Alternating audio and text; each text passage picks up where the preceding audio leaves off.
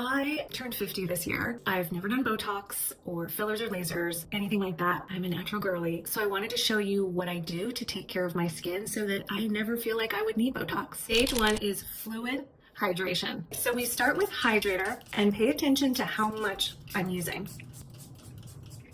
It's a lot. Now make sure that you push the fluid into your skin, especially in the lines. So push it into the lines and just make sure every little crevice is receiving a nice big drink of water, fluids.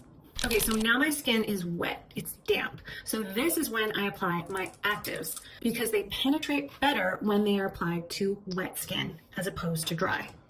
So I'm using a vitamin C. I also use a volumizing serum, but you should use whatever suits your skin's needs and your skin goals. Just be careful if you're sensitive to retinols.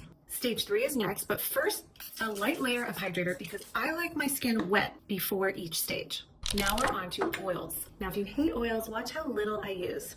That was just 3 little tiny drops. I'm gonna work it into every little crevice, pushing it into my skin, pushing it into my lines. If you hate facial oils, it's probably because you're using too much and you're not applying them to damp skin. Okay, stage 4 is inside to outside moisturizing.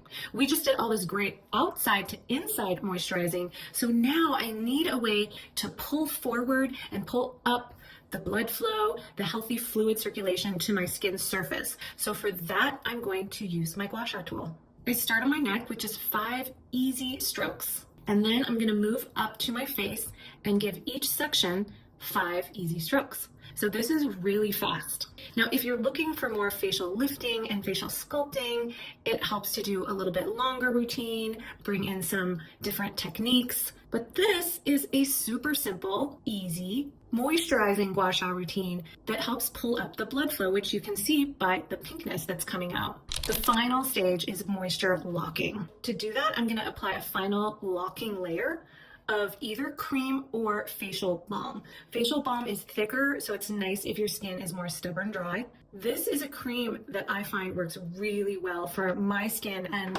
98% of my patient's skin. And what I do is I apply it like a facial mask rather than a traditional moisturizer where you would really work it in. So because we worked up all that juicy moisture richness in stage 1 to 4, now with this final cream, we get our glass skin. Not too shabby for 50.